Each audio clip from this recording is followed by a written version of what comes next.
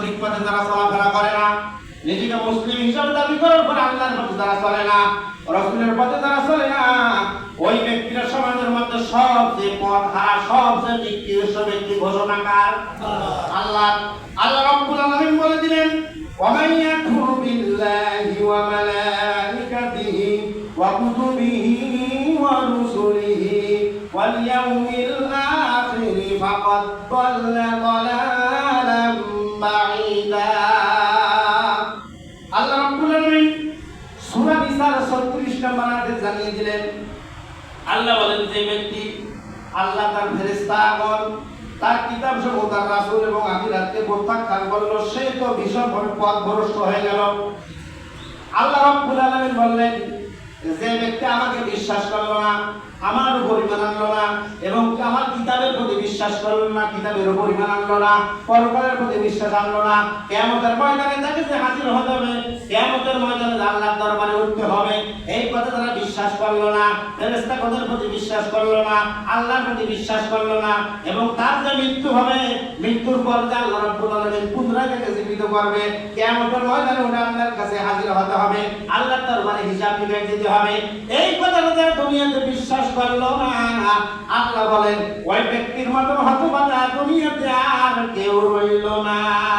কথাকার আল্লাহ।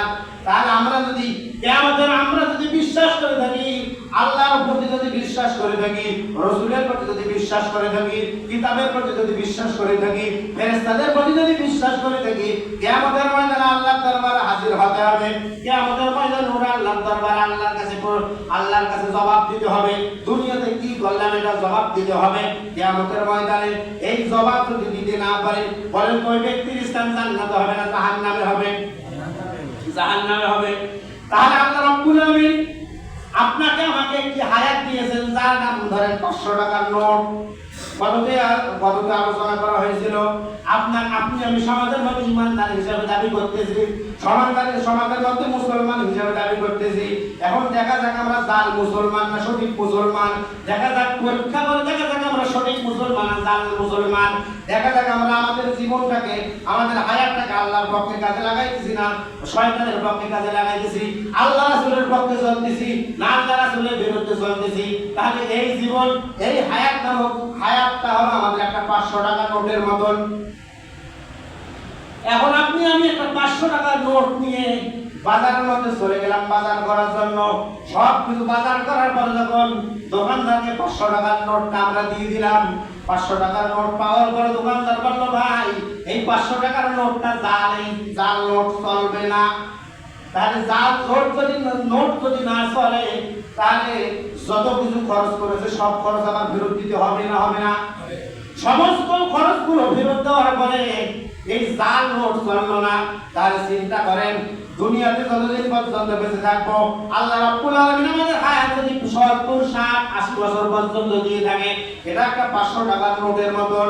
এই 70 বছর, 80 বছর, 60 বছর, 50 বছর এই 500 টাকার নোট নামক হায়াতটা যদি আল্লাহর পক্ষে কাজে লাগাইতে না পারি, রাসূলের পক্ষে কাজে লাগাইতে না পারি, কিয়ামতের ময়দানে ওঠার পর আল্লাহ রাব্বুল আলামিন যদি বলে, বান্দারে তোমাকে আমি 500 টাকার নোট নামক একটি হায়াত দিয়েছিলাম, এই হায়াতটা তুমি আমার পক্ষে কাজে লাগাও নাই, যতটুকু হায়াত পেয়েছো, যতটুকু দুনিয়াতে সময় পেয়েছো, এই সময়টা আমার পক্ষে কাজে লাগাও নাই, রাসূলের পক্ষে কাজে লাগাও নাই, আমার নেতৃত্ব মোতাবেক দুনিয়াতে চলাফেরা করো নাই, রাসূলের সুন্নাত মোতাবেক দুনিয়াতে চলাফেরা করো নাই।